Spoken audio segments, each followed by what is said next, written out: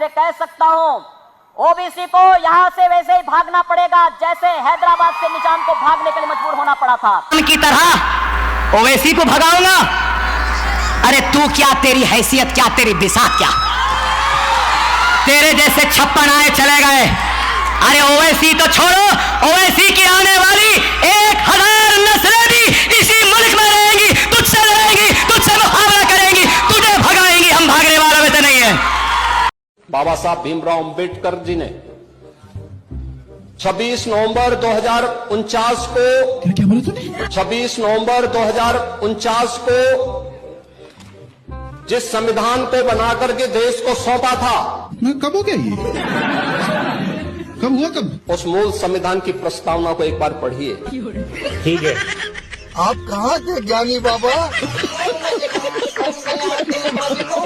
दोस्तों, राजनीति के नाम पर लोगों को बांटने का खेल कब तक चलेगा? हाल ही में एक योगी जी ने एक बार फिर से हिंदू मुस्लिम को लड़ाने वाला मजाक भड़काव दिया है भाषण तो, लेकिन दोस्तों इस बार खेल थोड़ा अलग होगा। वैसी ने मंच से खड़े होकर योगी जी के ऐसा जवाब दिया कि वहां खड़े लोग सुनते ही रह गए। तो दोस्तों सबसे पहले उस क्लिप को देखिए, आप भी देखिए और हम भी देखते हैं, मिलकर रेलते हैं। तेलंगाना में भारतीय जनता पार्टी की सरकार बनती है तो मित्रों, मैं आपसे कह सकता हूं, ओबीसी को यहां से वैसे ही भागना पड़ेगा जैसे हैदराबाद से निजाम को भागने के लिए मजबूर होना पड़ा था।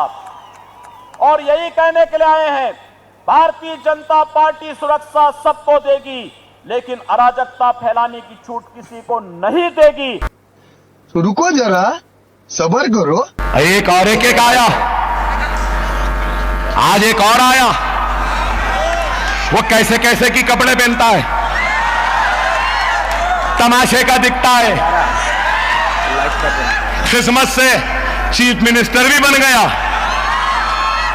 कह रहा है निजाम की तरह ओवैसी को भगाऊंगा। अरे तू क्या, तेरी हैसियत क्या, तेरी बिसात क्या, तेरे जैसे 56 आए चले गए। अरे ओवैसी तो छोड़ो, ओवैसी की आने वाली 1000 नस्लें भी इसी मुल्क में रहेंगी, तुझसे लड़ेंगी, तुझसे मुकाबला करेंगी, तुझे भगाएंगी। हम भागने वालों में तो नहीं है। क्या भागे? भागे? अरे मालिया भागा, ललित मोदी भागा, मेहर चोकसी भागा, सब लंदन भागे। भागने वाले होते तो लंदन से यहां नहीं आते।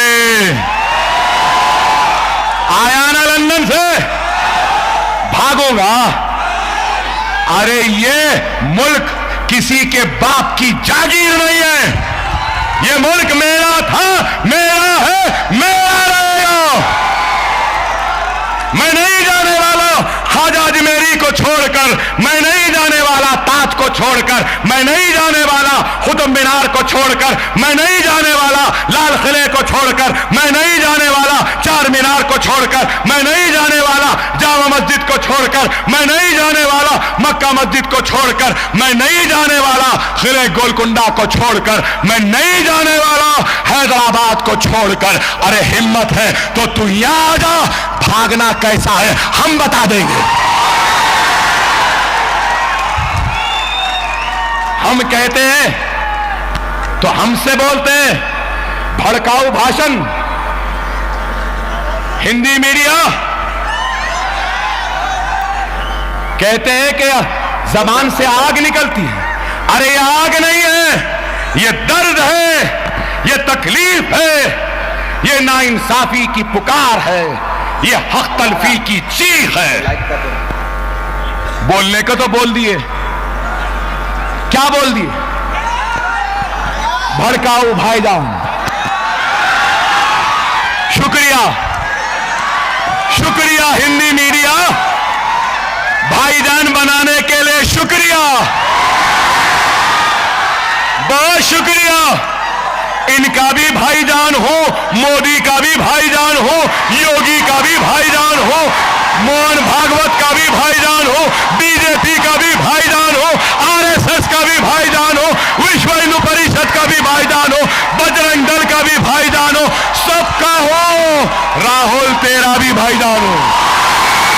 चाय से शुरू हुई थी सरकार और गाय पे अटक गई और विकास की मौसी 10 साल में रास्ते में भटक गई। ये बोलते हैं कि गाय हमारी माता है पर माँ की रक्षा करना इन्हें नहीं आता है। अरे अभी तो शुरुआत है, ये तो ट्रेलर है, पिक्चर बाकी है। आम आदमी के दूध, छाछ, लस्सी, दही, पनीर पर 5% की जीएसटी, क्रीम, कंडेंस्ड मिल्क, मक्खन, घी पर 12% की जीएसटी और अमीरों के हीरो पर सिर्फ 1.5% की जीएसटी। कि अगर समय चला गया तो साधना नहीं होगी, अगर भक्त रूठ गए तो आराधना नहीं होगी। और 3 से 303 से 240 के आंकड़े बोलते हैं कि इस बार जो आप चले गए तो दोबारा लौटने की संभावना नहीं होगी। जैसे बाल काटना नाई का धर्म नहीं धंधा है, लकड़ी का काम करना बढ़ई का धर्म नहीं धंधा है, लोहे का काम करना लोहार का धर्म नहीं धंधा है, वैसे ही दान दक्षिणा के नाम पर धर्म का व्यापार करना उनका धर्म नहीं धंधा है। ये बात मैं नहीं कह रहा, महात्मा ज्योतिबा फूले कह रहे, क्योंकि वो आपकी जेब से पैसा निकालते हैं और उसी को कहते हैं कि धर्म खतरे में। मैं आपसे गुजारिश करने वाला हूं, बाबा साहब डॉक्टर अंबेडकर ने कहा कि ये मंदिर जाने वाली भीड़ जिस दिन विद्यालय जाने लगेगी इस भारत को सोने की चिड़िया बनने से कोई रोक नहीं सकता। देखो भाई साहब, ये बड़ी अच्छी बात कही है। नरेंद्र मोदी का दोस्त अडानी बांग्लादेश को बिजली सप्लाई करता है। आप इसे भारत की बिजली चोरी करके अडानी बांग्लादेश को पहुंचाता है। अगर जेल वेल की बात करोगे ना, जिस दिन सत्ता परिवर्तन होगा एक भी आदमी बाहर नहीं दिखेगा। ऐसी बातें मत करो, आपस में बात नहीं। गाय काटने वाली कंपनी से चंदा लेने वाले लोग मेरे ऊपर सवाल उठा रहे हैं, सोच रहे हैं इनसे डर के चुपचाप बैठ जाएंगे। एक बात याद रखना, ये देश बाबा साहब के संविधान से चलेगा, किसी मोदी और अमित शाह के फरमान से नहीं चलेगा। याद रखना इसको। सर हम बोलेंगे कि आपने घर में घुस के मारा तो आप बोलेंगे देश प्रेमी। हम पूछेंगे कि आतंकवादी कहां से आए तो आप बोलेंगे देशद्रोही। हम बोलेंगे वाह मोदी जी वाह तो आप बोलेंगे देश प्रेमी। हम बोलेंगे नरेंद्र मोदी जवाब दो तो आप बोलेंगे देशद्रोही। ऐसा नहीं होता सर, ऐसा नहीं होता। अच्छा ये बताइए, बीजेपी का सपोर्टर की कांग्रेस? Good question. बीजेपी के और रह गया कांग्रेस के बात तो उसको तो चुल्लू और पानी में डूब कर मार जाना चाहिए। वो क्यों? आप ही देख लीजिए कि कांग्रेस 70 साल लगा दिया देश को लूटने में। अच्छा। और बीजेपी 11 साल में लूट लाट के बराबर कर दिया। बात तो सही है।